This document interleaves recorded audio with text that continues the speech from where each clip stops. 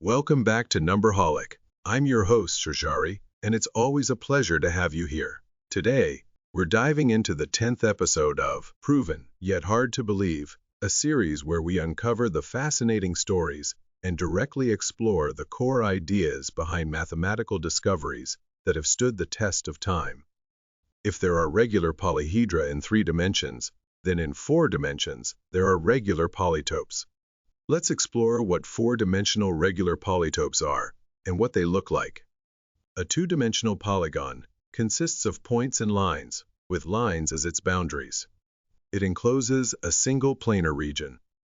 A 3-dimensional solid consists of points, lines, and faces, with faces as its boundaries.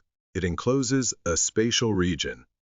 Thus, a 4-dimensional polytope must have points, lines, faces, and solids, with solids as its boundaries.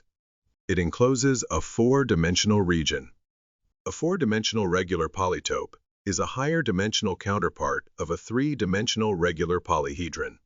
All the solids that form its boundaries are regular polyhedra. Just as there are only 5 types of regular polyhedra in 3 dimensions, the number of 4-dimensional regular polytopes is also limited. There are exactly 6.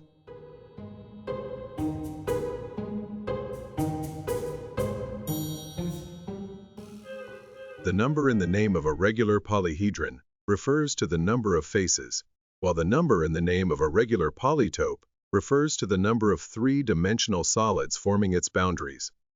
For example, the 5-cell, or pentachoron, is a 4-dimensional polytope where all 5 boundary solids are regular tetrahedra. Each regular polytope can be derived from a 3-dimensional regular polyhedron. The 5-cell, pentachoron, comes from the tetrahedron. The 8-cell, tesseract, comes from the cube. The 16-cell comes from the octahedron. The 120-cell comes from the dodecahedron. The 600-cell comes from the icosahedron. However, the polyhedron from which a polytope is derived is not necessarily the same as the polyhedra forming its boundaries. For example, the 16-cell, which is derived from the octahedron, has tetrahedral boundaries. But there is something even more unique, the 24-cell. This polytope has no counterpart in 3 dimensions, nor in 5 dimensions. It exists solely in 4 dimensions. Because of this, it is often referred to as the unique 4-dimensional regular polytope. Now, let's construct this polytope. The 24-cell consists of octahedral boundaries. Let's start with an octahedron. Do you remember how we constructed regular polyhedra by filling 2-dimensional space seamlessly? To form a 24-cell, we attach 3 octahedra to each edge, filling 3-dimensional space as we go. We attach 1 octahedron to each face, ensuring they fit perfectly together. In total, we can attach 8. This leaves 6 gaps. Now, let's ignore the gaps for a moment and attach another 8 octahedra. When attaching new octahedra to the original octahedron's faces, you can see that the triangles are rotated by 180 degrees.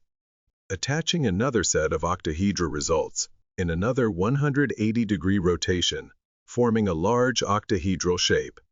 Since we are visualizing a 4-dimensional situation in 3 dimensions, the octahedra appear inflated and enlarged. But 2 key things are clear.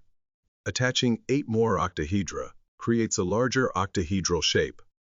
The previously ignored gaps are also filled with octahedra, though their proportions may not appear perfectly accurate. We insert 1 octahedron into each of the 6 remaining gaps. By assembling 1 plus 8 plus 8 plus 6 octahedra, we construct a large octahedral structure. Now, using a single inverted octahedron, we complete the 3-dimensional space. And with that, we are essentially done.